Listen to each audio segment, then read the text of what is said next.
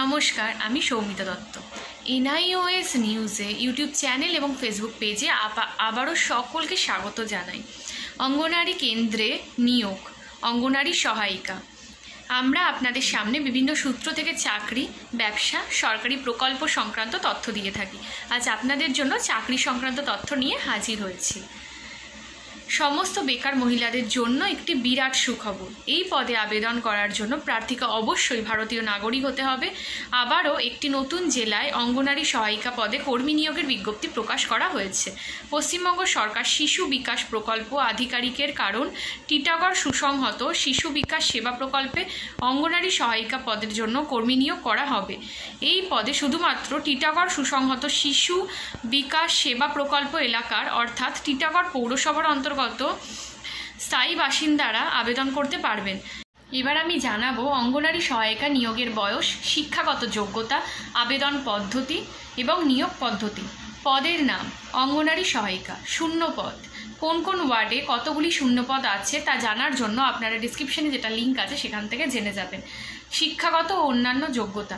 এই পদে আবেদন করার জন্য প্রার্থীকে যে কোনো স্বীকৃত প্রতিষ্ঠান থেকে উচ্চ মাধ্যমিক বা সমতুল্য পরীক্ষা পাশ করতে হবে। উচ্চতর শিক্ষাগত যোগ্যতা থাকলে সেক্ষেত্রে প্রার্থীদের কোনো অন্তরায় হবে না। প্রার্থীকে সংশ্লিষ্ট সুসংহত শিশু বিকাশ সেবা প্রকল্পের অধীনস্থ যে কোনো কেন্দ্রে কাজ করার জন্য প্রস্তুত থাকতে হবে।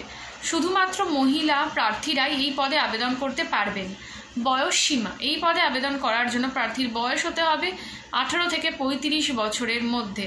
প্রার্থীদের বয়সের হিসাব করা হবে 1/1/2024 তারিখ অনুসারে। মাসিক সাম্মানিক। এই পদে আবেদন করার জন্য সরকার অনুমোদিত হারে প্রত্যেক মাসে সাম্মানিক ভাতা সহ অতিরিক্ত ভাতা প্রদান করা হবে। বর্তমানে এই পদে প্রার্থীদের চালু সাম্মানিক ভাতার পরিমাণ মাসিক 2250 টাকা এবং অতিরিক্ত সাম্মানিক ভাতার পরিমাণ মাসিক 4050 টাকা। নিয়োগ পদ্ধতি। ইচ্ছুক এবং যোগ্য প্রার্থীদের পরীক্ষার মাধ্যমে নিয়োগ করা হবে। মোট 100 নম্বরের পরীক্ষা নেওয়া হবে। 2 ঘন্টার লিখিত পরীক্ষা নেওয়া হবে। প্রতিবন্ধী প্রার্থীদের ক্ষেত্রে লিখিত পরীক্ষার বেশি সময় দেওয়া হবে। লিখিত পরীক্ষার পাশাপাশি মৌখিক পরীক্ষা নেওয়া হবে। এবার আমি বলে দেব কোন পরীক্ষায় কত নাম্বার হবে। লিখিত পরীক্ষায় থাকবে 90 নাম্বার, মৌখিক পরীক্ষায় থাকছে 10 নাম্বার, তো মোট নাম্বার হবে 100। আবেদন পদ্ধতি। প্রার্থীদের এই পদে আবেদন করতে হবে অনলাইনের মাধ্যমে। প্রার্থীরা আপনারা সবাই পেয়ে যাবেন লিঙ্ক ডেসক্রিপশনের মধ্যে এবং সেটা তারপর যথাযথভাবে পূরণ করে নেবেন। প্রার্থীর ছবি এবং সিগনেচার স্ক্যান করে নেবেন এবং আপলোড করবেন।